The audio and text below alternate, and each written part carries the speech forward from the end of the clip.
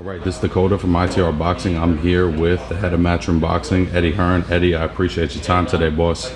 Can you just describe the matchup we got coming up on Saturday, Berlanga and Quigley, the significance of this fight? Yeah, I love it. Look, Edgar Berlanga's a big star. You know, we're going to be completely sold out at the Garden. I'm a bit nervous for Edgar because, like we saw last week with Regis, you know, all of a sudden you get all this media attention.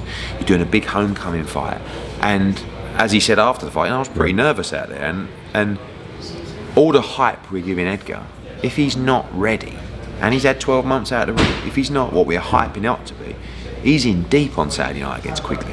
Now, if he's can potentially fight Canelo, if he's ready for Munguia and Golovkin, he should win impressively. Right. So I like it because I get to see, like, it's my job, hype them up. Now, boys, it's over to you. Show me you're the real deal. Right. And it's funny too because I was talking to Jason before, and he's stone faced right now, man. I mean, he seems like he's about as. But prepared. also he went through it. You know, he went into the Demetrius Andrade fight. He was too tight at 160. Andy Lee couldn't get in the country. He came out, fought the wrong fight, broke his jaw in the first round. It was a bit of a disaster for him. But he's been through that. You know, Edgar's not had to go through that process. So Quigley's experienced, he's game, he's strong. And there's a lot of people that don't feel that Berlanga is up to the hype, and that includes Jason Quigley and his team. So they're here to win. How did you interpret, right? So Berlanga starts his career off with 16 first round knockouts, about as quick of a start as you could get, and then as he's climbed up in competition, there's appeared to be a little bit of a plateau. What's your interpretation of that? You know, is that just fighting better guys? Yeah, he had an injury. I don't think things were right in his camps as well. But also, you can't just knock everyone out in the first round. And I was watching that run, not representing him, thinking, what the fuck? And the opposition wasn't elite, but it was still getting better. And it's like, oh my God, he's done it again. Right. Like, let's just put it into perspective. He still had 16 first round knockouts in a row.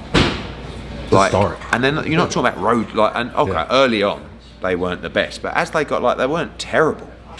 They went rounds with some good fighters. So I'm watching it going, you know, and then almost like, I guess, as someone that didn't represent him, when he started to struggle a little bit, I was a bit relieved because I'm thinking this guy's going to be a mega star. He's knocking everyone out in the first round. So I was like, okay, yeah, maybe he's not all that, you know. And then I saw him, and the thing is with Berlanga as well, people got to realise he's not a guy who's come from nowhere, who's a good amateur, part of all that, you know, that crew coming out now. He was nearly made the Olympics. He's a good fighter. But now I think back, you know, with his original trainer, I think he's looking good and ready to make a statement. What do you see as Edgar's natural progression? You got this new deal with him now. You know, obviously he's someone who, like we said, came out the gate real fast. But what do you see as sort of the natural progression for Edgar's career if he was to win this fight? Is it Pacheco? Yeah. Is it what is it in your mind? No, I think, you know, look, Pacheco is a young fighter that's starting to headline. He's going to be a superstar. We're keeping him in LA where he's about to headline in Mexico. Then he'll headline in LA. He's going to fight for the World Championship. With Berlanga, the Canelo fight is always the one. It's big enough because of his personality, because of the Mexico-Puerto Rican rivalry, to do really well number-wise now. But the reality is, for people to really believe in that fight, he has to beat someone worthy of landing that fight.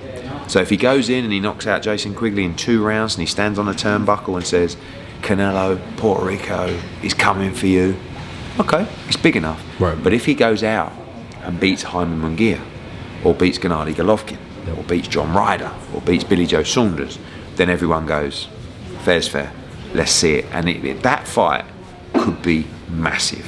But he's got to win Saturday first. I mean, it's a nice story, and it's where we want to get to, but it's still a long way to go.